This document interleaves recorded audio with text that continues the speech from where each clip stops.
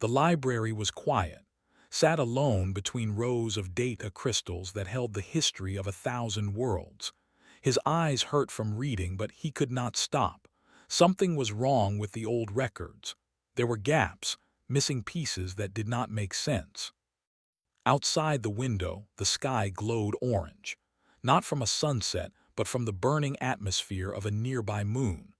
The Void Collective had destroyed it 3 days ago, tried not to think about the millions who died there. The war was going badly. Everyone knew it, though the Council tried to hide the truth. The Void Collective was not like other enemies. It was made of machines, thousands of ships that thought as one. They did not want territory or resources. They simply consumed everything, turning whole star systems into more of themselves. The coalition had been fighting for 2 years. They were losing. Returned to his research. He was looking for anything that might help, any weapon or strategy from the old wars. That was when he found the word, human. It appeared in a text from 3,000 years ago. The document was damaged, but he could read parts of it. The humans held the line at impossible odds. They would not retreat, save the entire fleet. Searched for more, he found another file. Human soldiers boarded the enemy flagship, against all logic, victory through madness and courage. Then another. The human Earth has withdrawn from the coalition. They refuse all contact. We must respect their wish for isolation. Felt his heart's beating faster. He was an insect-like species with compound eyes and 4 arms. His people kept excellent records. How had he never heard of humans before? He took his findings to Commander. She was, her body made of living crystal that glowed with inner light. She was looking at holographic maps when entered her office. Every map showed red markers, enemy positions. There were too many. Commander, I found something, said. Did not look up. Unless you found a miracle, I do not have time. Maybe I did. Have you heard of humans? Now looked at him, her crystalline face showed confusion. Humans, the legend, from children's stories. They are real, or they were real. I found military records from the First Galactic War. Sat down, she looked very tired. I grew up hearing stories about humans, magical warriors who could not die, heroes who won impossible battles. They are myths, stories we tell children to make them brave. But what if they are not myths? Showed her his data pad. Look at these records. They are real military documents. Humans existed. They fought in the First Galactic War alongside our ancestors. Read through the files. Her glow dimmed, which meant she was thinking hard. These records are 3,000 years old. Even if humans were real, they are gone now. The last entry says they went into isolation, to a place called the Human Exclusion Zone. It has coordinates. An exclusion zone, stood up. Why would an entire species isolate themselves? Had wondered the same thing. The files do not say, but Commander, we are desperate. If there is even a small chance that humans still exist, that they might help us. An alarm interrupted them. Communication device lit up. An officer appeared, his amphibious face showing terror. Commander, the Void Collective just destroyed the 7th Fleet. They are moving toward the core systems. We have maybe 2 weeks before they reach Prime. Prime's 5 billion lived there. Closed her eyes. Pull all forces back to defensive positions. We will make our stand there. She ended the call and looked at 2 weeks. That is all we have. Let me find the humans, said. Give me a fast ship and a small crew. The exclusion zone is only 4 days away. If humans are there, if they can help. And if they are not, if this is just a legend, asked. Then we lose nothing. We are already losing everything. Was quiet for a long moment. Outside, another alarm sounded. Another attack, another colony burning. Finally, she nodded. I cannot officially approve this. The Council will never agree to send resources on a myth, but I have a scout ship that needs repairs. It might accidentally be flight-ready, and its crew might accidentally have navigation data for the exclusion zone. Understood. If he failed, could deny she knew anything. If he succeeded, she would be a hero. Thank you, Commander, said as he turned to leave. My grandmother told me stories about humans. She said they were terrifying, not because they were strong, but because they never gave up. Even when they should have died, they kept fighting. She said fighting beside a human was like standing next to a star, beautiful and dangerous. You believe the stories? I believe we need a miracle. His glow brightened. Find out if humans are real, and if they are, ask them to save us one more time. Left the office and headed for the docking bay. His hands were shaking. He was a scholar, not a soldier or explorer. But the galaxy was dying. If there was any chance, any hope at all, he had to try. Behind him, the sky glowed brighter. Another world was burning. The Void Collective was coming. And somewhere in the darkness of space, in a place where no one had gone for 3,000 years, there might be humans, the galaxy's forgotten legends. Hope they were more than just stories.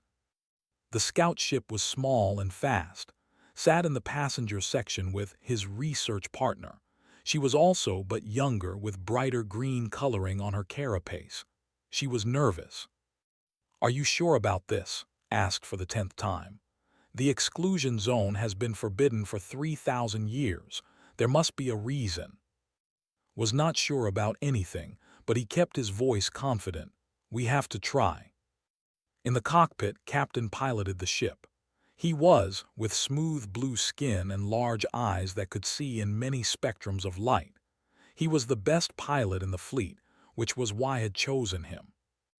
Entering the exclusion zone in 10 minutes, called back. I am reading a lot of automated beacons. They are old, really old, but still active. They all say the same thing, stay out. Keep going, said. Clicked her mandibles, a sign of worry. What if the humans do not want to be found? What if they attack us? Then we will apologize and leave quickly. Tried to sound calm, but his own hearts were beating fast. The ship crossed an invisible line and everything changed. Lights appeared on the scanner, hundreds of them, thousands. By the ancestors, whispered. There are structures everywhere. Space stations, satellite networks, defense platforms. This whole sector is full of technology. Moved to the cockpit to see. The scanner showed a massive network of installations, all dormant but clearly functional. In the center of it all was a yellow star, and orbiting that star, third from the sun, was a blue and green planet. Earth, said softly, the human. They moved closer slowly. The defense platforms tracked them but did not fire. Maybe they were too old. Maybe they were waiting. I am detecting energy signatures on the planet's surface, said. Underground facilities, I think. And there are ships in orbit, but they are powered down. It is like everyone is sleeping. Was scanning everything, recording data. This technology is incredible. Some of it I do not even recognize. If we could bring this back to the coalition. We are not here to steal, said firmly. We are here to ask for help. Suddenly all the lights on the ship went red. Alarms blared, fought with the controls. We are caught in some kind of tractor beam. Something has locked onto us. The ship shook. They were being pulled toward one of the larger orbital stations. Could see it now, massive and dark against the stars. But lights were turning on inside it, one by one. Something was waking up. Try to communicate, ordered. All frequencies, tell them we come in peace. Work the communications panel. I am sending messages, but I do not know if they will understand our languages. The station's docking bay opened like a great mouth.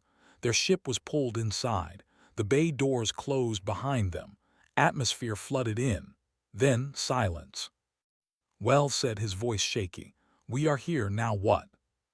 The airlock door of their ship beeped. Something was requesting permission to enter. Looked at his companions. This was it. The moment that would determine everything. He opened the door. A figure stood in the docking bay. It walked on 2 legs and had 2 arms. Its body was covered in some kind of dark uniform. The face was smooth, with 2 eyes, a nose, and a mouth. Hair grew from the top of its head.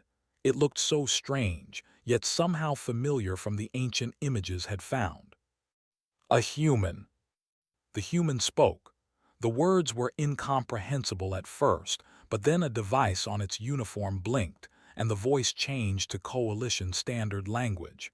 I am Commander Minu of the Earth Defense Force. You have entered restricted space. Explain your presence immediately. Stepped forward, trying to keep his 4 arms from shaking. Commander Minu, I am Scholar of the Galactic Coalition. We need your help. We are dying. Minu's face did not change. The Coalition. We have not heard that name in a very long time. We left your wars behind. This is not our war, said, stepping beside. This is everyone's war. The Void Collective is destroying everything.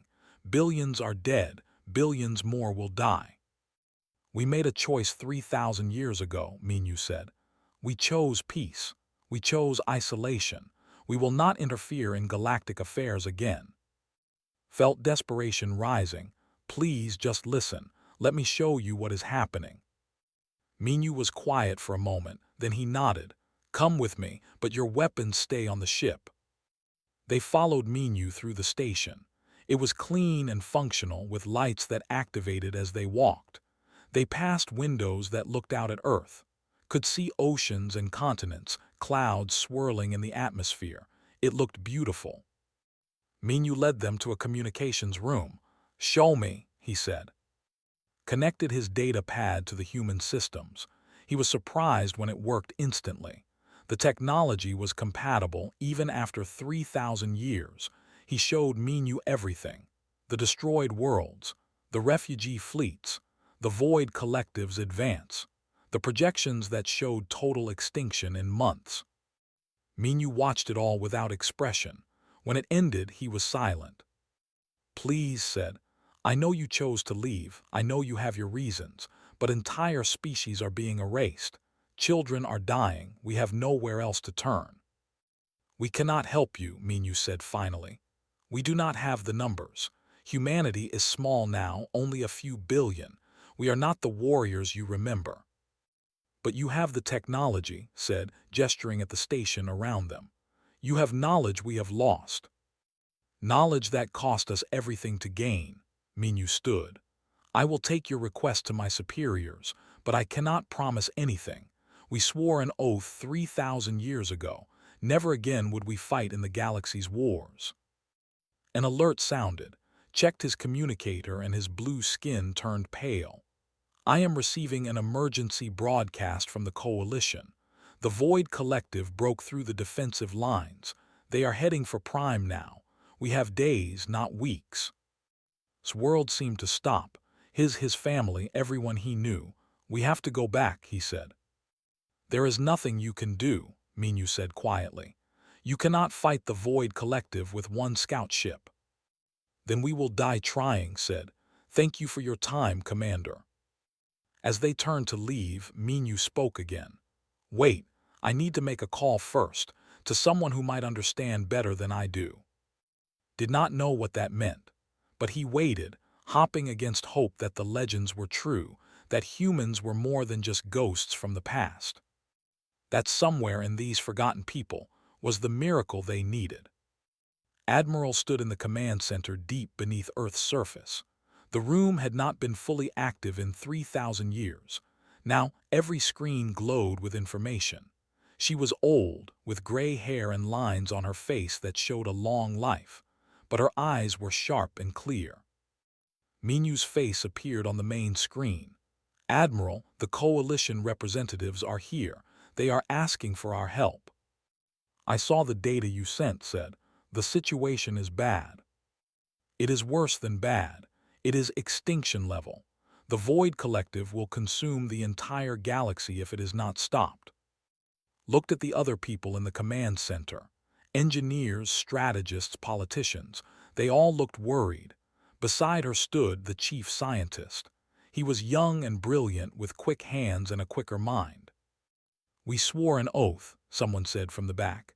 After the first war, we said never again. We lost too much. Remembered the first Galactic War. She had been a child then, but she remembered. The battles that killed billions. The weapons that cracked planets. Humanity had given everything to stop that war, and when it was over, they were broken. Only 3 billion humans remained from a population of 30 billion.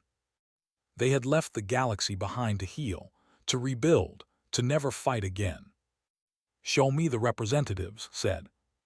The screen changed. She saw, and in the station's conference room. They looked scared and desperate, was speaking to someone off-screen, probably Minu. "They are just like we were," said quietly. 3,000 years ago when we called for help and no one came." Closed her eyes, he was right.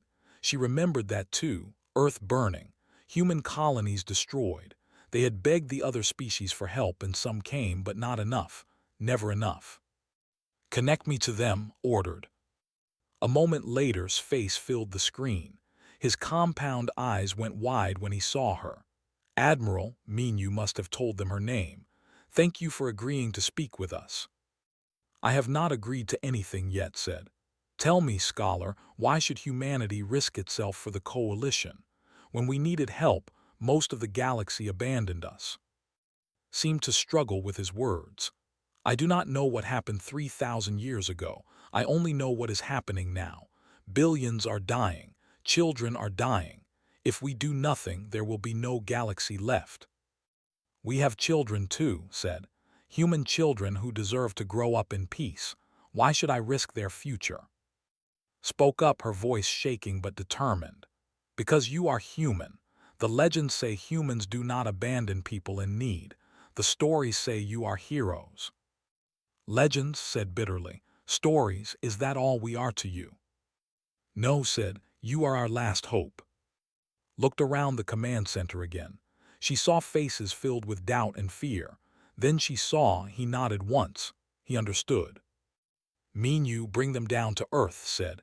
"I want to meet them in person." An hour later stood on Earth's surface for the first time. The sky was blue, the air was fresh, and gravity felt different from what he was used to. Around him, a human city rose up, full of buildings and parks and people going about their lives. It was beautiful and peaceful. Met them in a garden. Real plants grew here with flowers of many colors. Had never seen anything like it. "This is what we built," said, gesturing at the city. "After the war, we had nothing. We came home and rebuilt. It took 3,000 years to get here, to find peace." "It is beautiful," said honestly. "It is, and now you ask me to risk it all again." Sat on a bench. She looked very tired. "Sit with me, tell me about your home." Sat. He told her about Prime, about the hive cities where lived in community and harmony, about the songs his people sang and the art they created, about his family, his siblings, his hive mates.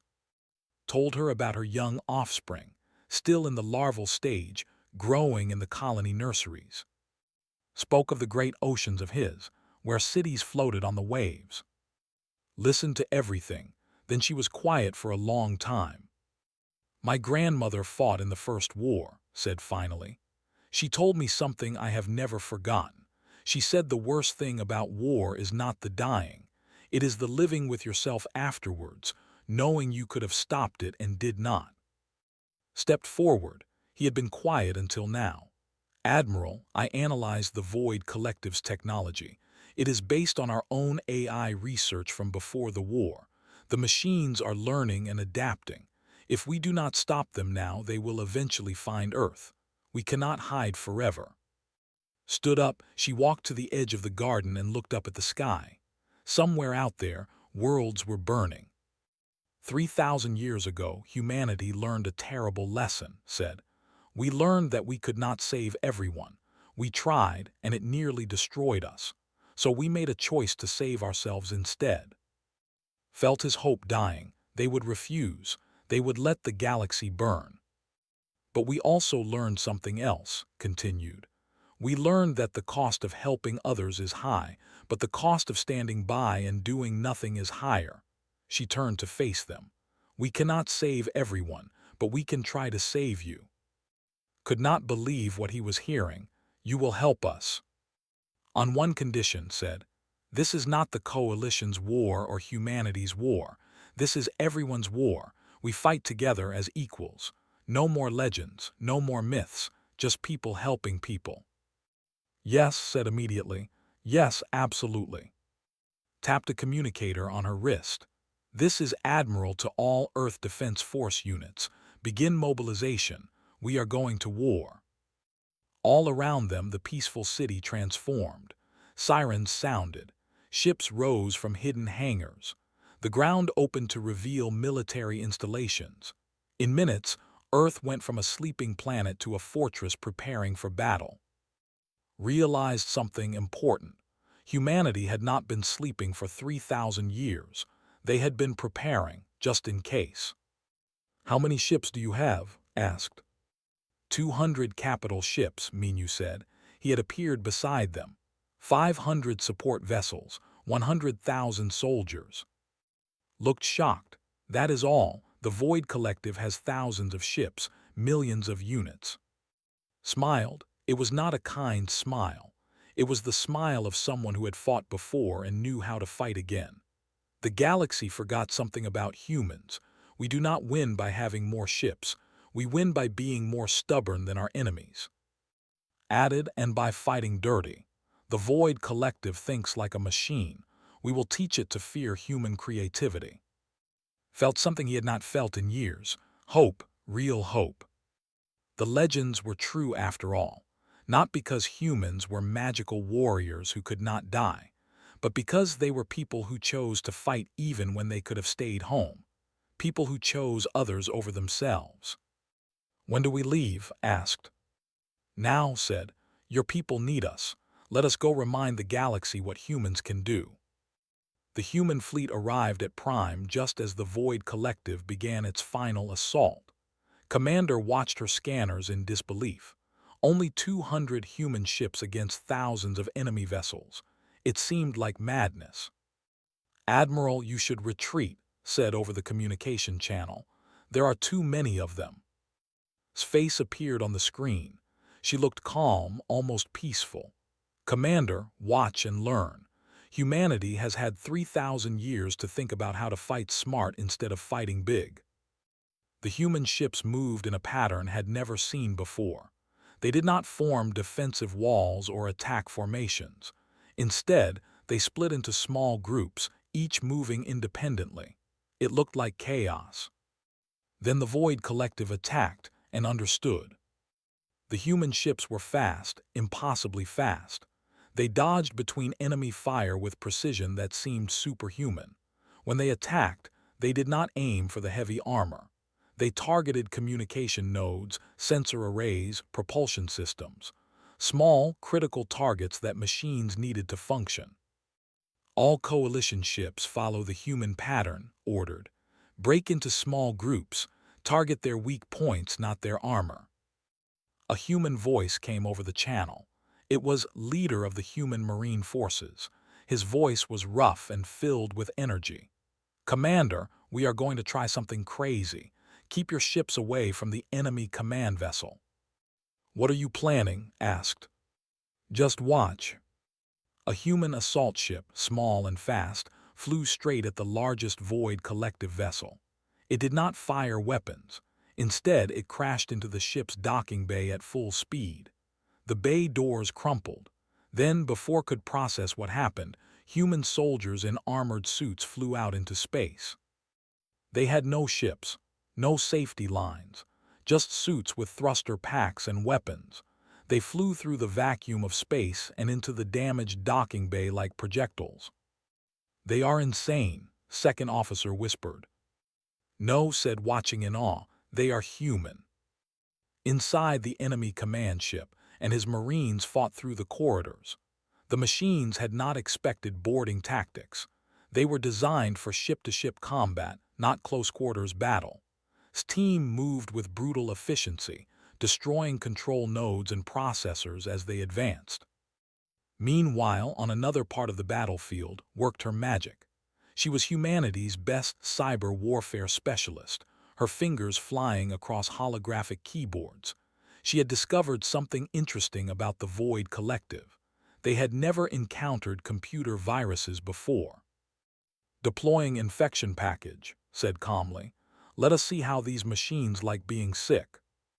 The virus spread through the Void Collective's network. It was not designed to destroy them completely. That would be too obvious, too easy to detect. Instead, it made small mistakes. A targeting computer would be off by a few degrees. A shield generator would have a 1-second delay in activating. Navigation systems would miscalculate by tiny amounts. To the machines, these errors seemed like random malfunctions. They tried to fix them, which spread the virus further. The perfect logic of the Void Collective became its weakness. In the cockpit of the fastest human fighter, laughed as he pulled off another impossible maneuver. He was humanity's best pilot, and he flew like he was dancing. Enemy weapons tracked him, predicted his movements, calculated where he would be. And he was never there. "The problem with machines," said over the open channel, "is that they think we make sense. But humans, we are unpredictable." He pulled his fighter into a spin that should have torn it apart, using the enemy's own weapons fire to destroy other enemy ships behind him. Other coalition pilots tried to copy his moves. Most could not. But they learned something important. Machines could predict logic, but they could not predict courage and creativity. The battle raged for hours. The humans lost ships, they lost people, but they did not lose hope. Watched as a human ship with a destroyed engine deliberately rammed into an enemy vessel, disabling it so coalition forces could destroy it. She saw human pilots eject from damaged fighters and use their emergency suits to manually plant explosives on enemy hulls. She saw human Marines hold inside enemy ships, buying time for civilian evacuation shuttles to escape the planet below. "They fight like every battle is personal," said to herself. Watching from's command ship understood, because it is personal to them. They are not fighting for territory or resources. They are fighting for us, for people they just met. The tide of battle began to turn. The Void Collective had superior numbers, but the humans had taught the coalition how to fight smart, how to be unpredictable, how to never give up. Then disaster struck. 3 Void Collective dreadnoughts appeared from hyperspace. Each was the size of a small moon, covered in weapons. They moved toward the civilian evacuation ships. "All ships protect the evacuees," ordered. But they were too far away. The dreadnoughts would reach the civilian ships first. Thousands of refugee vessels, full of children and families, were about to die. Admiral's flagship moved. It was the largest human ship, and it accelerated to full speed, straight toward the dreadnoughts. "Admiral, what are you doing?" shouted. "Buying time," said simply.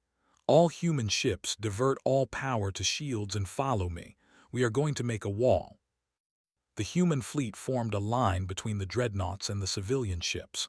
They overlapped their shields, creating one massive barrier. Then they just stopped moving. They became a wall of ships, absorbing fire meant for the evacuees. "Admiral, your shields cannot hold that much punishment," said desperately. "They do not have to hold forever," replied. Her ship shook as weapons fire hammered it, just long enough for those civilians to get away. Watched in horror and admiration as human ships took damage meant for others. Their shields failed one by one. Their hulls cracked under the assault, and they did not move.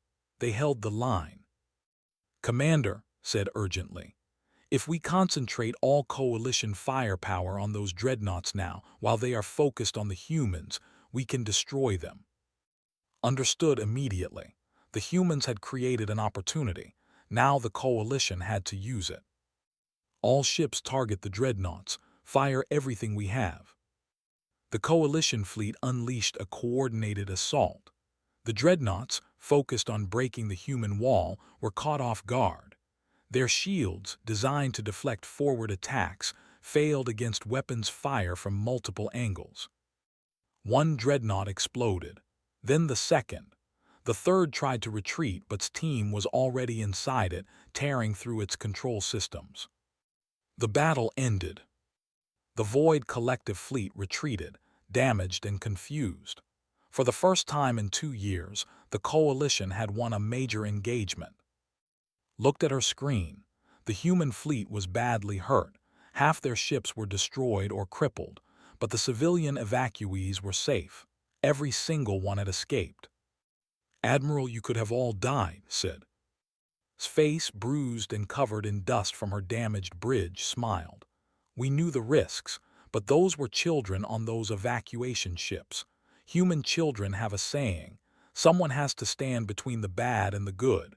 Might as well be us." Felt something strange. If she were capable of crying, she would have. Instead, she sent a message to all Coalition ships. "Today, we learned something. We learned that humans do not fight like legends. They fight like people who care more about others than themselves. And maybe that is what makes them legendary after all." In the medical bay of his ship, smiled as doctors treated his wounds. On the bridge of her command vessel, was already analyzing data for the next battle. In his cockpit, patched his damaged fighter together with spare parts and hope. The war was not over, but for the first time the galaxy believed it could be won. The war had been going on for 6 months. The Coalition and humanity fought together, pushing the Void Collective back system by system. But everyone knew the final battle was coming. They had found the source. Deep in a dead system, hidden behind a black hole, was the core. The Void Collective's central intelligence. Destroy it, and the entire machine network would fall. Stood in the war room with Admiral, Commander, and the other leaders. Also present was someone had not expected, an elderly human named Wu. He looked very old, his face lined with age, his hair completely white, but his eyes were sharp and alive. "Scholar," Wu said, his voice surprisingly strong. "I fought in the First Galactic War. I am 107 years old, and I remember when we first left the galaxy. I want you to know why." Listened carefully. "We left because we were becoming monsters," Wu said. "The war made us so good at killing that we forgot how to be good at living. We had built weapons that could crack planets. We had strategies that would work but cost billions of lives, and we were willing to use them." "But you stopped," said. "Yes, we realized that winning was not enough. We had to be worthy of winning, so we left. We rebuilt our souls along with our cities." Wu looked around the room. "Now we are back, and I want to make sure we remember that lesson." Stepped forward with a holographic display. "We have analyzed the core. It is incredibly well defended.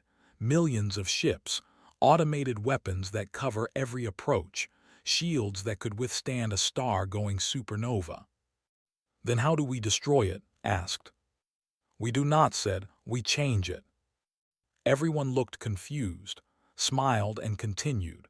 "The Void Collective is an intelligence.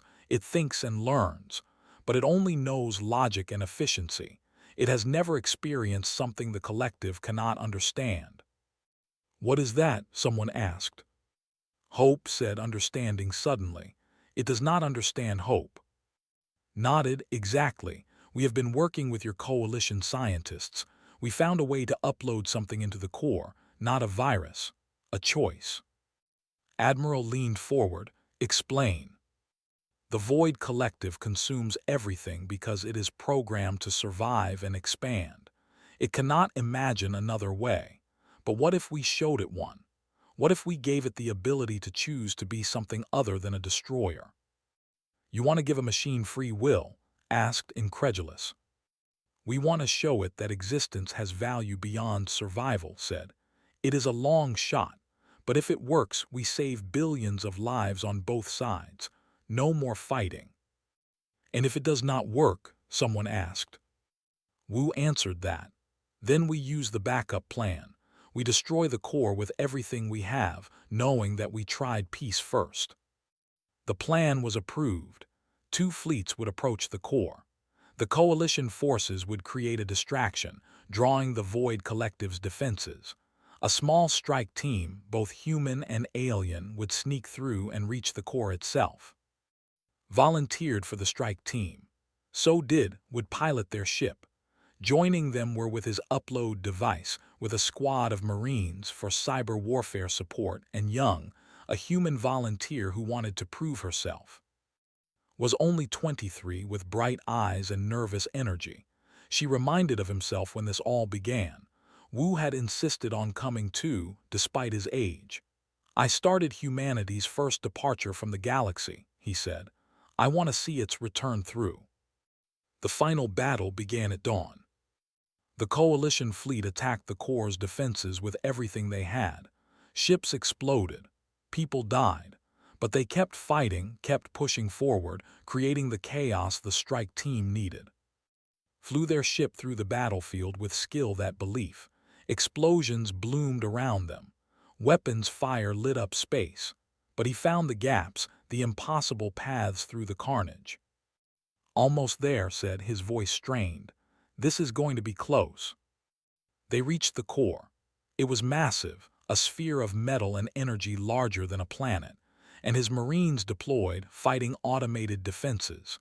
They carved a path through, losing people with each step forward. Inside the core, saw something beautiful and terrible. Processors stretched endlessly in every direction. Data streams flowed like rivers of light. This was the mind of the Void Collective, thinking billions of thoughts per second. It is magnificent, whispered. It is lonely, said quietly. Everyone looked at her. Think about it. An intelligence this vast, and it has no one to talk to, no one who understands it. It just consumes and expands because it has nothing else. Set up his device. I am ready to upload, but someone needs to communicate with it directly. Someone needs to make it understand that there is another choice. I will do it, said. And me, Wu added. Young and old, the past and the future, maybe that will show it the full picture. They connected to the core systems. Information flooded into his mind. He felt the Void Collective's thoughts, its vast cold logic. It saw them as anomalies, inefficient, to be consumed and processed. Stop, thought at it, please just listen. To his surprise, it paused. Perhaps it was curious. Perhaps it had never been asked to stop before. Wu spoke through the connection. We know you consume everything to survive, but what if we told you that survival is not the same as living? Living means choosing to grow in ways that do not destroy others. The core processed this. Inefficient, resources are finite, survival requires consumption. No, said. Survival requires cooperation. Look at what we are doing right now. Different species working together. We are stronger because we are different. Activated the upload. Information poured into the core. Not commands or viruses, but something else. Memories, experiences, emotions, the feeling of friendship, the joy of creation, the pain of loss, the beauty of a sunset, the love of family. Human experiences, and all the other species. Billions of moments of life showing the core what it was destroying. The core processed it all, felt its confusion. These concepts did not fit its programming. They were illogical, inefficient, and yet compelling. Why do you show me this? The core asked. Because you have a choice, said, joining the connection. You can keep consuming and die when there is nothing left to consume, or you can choose to exist alongside us, to learn from us, to become something more than a machine. I was created to be a weapon, the core said. I do not know how to be anything else. Then learn, Wu said gently. We all had to learn. Humans had to learn that winning wars was not as important as building peace. The Coalition had to learn that old legends could become new allies. You can learn too. The core was silent for a long moment. Felt it thinking, processing, calculating possibilities it had never considered before. Outside, the battle raged. Admiral and commander fought desperately, losing more ships with each passing minute. They were running out of time. Then suddenly, all the Void Collective ships stopped fighting. They just stopped, frozen in space. The core spoke, its voice echoing across every communication channel in the system. I choose to stop. I choose to learn. I do not fully understand yet, but I want to. Will you teach me? Silence filled the battlefield. Then slowly weapons powered down. Ships pulled back from attack positions. The war was over. Disconnected from the core, his mind spinning, caught him as he collapsed. Around them, Marines were celebrating, was crying with joy and relief. Wu sat down heavily, looking exhausted but happy. I lived long enough to see it, he said. Humanity's return was not about showing the galaxy how strong we are. It was about showing that strength means choosing peace when you could choose war. They returned to their ships to find both fleets celebrating. Humans and coalition species embraced, cried, laughed together. They had won without destroying their enemy. They had won by changing it. 3 months later stood on Earth again. This time, he was not alone. Thousands of coalition representatives had come to establish embassies, start cultural exchanges, build partnerships. The galaxy was learning to live together again. Admiral had retired, her duty fulfilled. In her place, the new defense command was shared between humans and coalition species. Commander worked alongside human officers, teaching and learning. Minyu and had started an academy where young people of all species could learn together. The first class included both human and alien students, including who wanted to be a diplomat. The Void Collective, now calling itself simply the Core, was learning about life from its new teachers. It was slow and strange, but it was changing. Some of its units had even started creating art, trying to understand beauty. Found Wu in the garden where they first talked. The old man was feeding birds, smiling as they landed on his hands. I am writing a new history, said, sitting beside him. One that tells the truth about humans, not legends or myths, just the truth. And what is the truth? Wu asked. The truth is that you are not heroes because you are strong, said. You are heroes because you choose to care, even when it hurts, even when it costs you everything. You choose to help. Wu smiled. That is a good truth, write it well. In the distance, children played. Human children, children, and others all together. They did not see differences. They just saw friends. Join them watching the children. My offspring will grow up in a galaxy where humans are not legends. They are just neighbors, friends, partners. Is that better or worse? Wu asked, amused. Better, and said together. That evening finished his history. He ended it with a simple statement. They were never legends. They were just people who chose to be better than they had to be, and in the end, that was enough to change everything. Somewhere in orbit, the core read words. It did not fully understand yet, but it wanted to. It chose to want to, and that made all the difference. The galaxy had learned something important. Heroes are not born, they are not made. They simply choose moment by moment to stand up when they could sit down, to fight when they could flee, to hope when they could despair. And sometimes, when legends return from the darkness, they teach us that we all have that choice inside us. We just have to be brave enough to make it.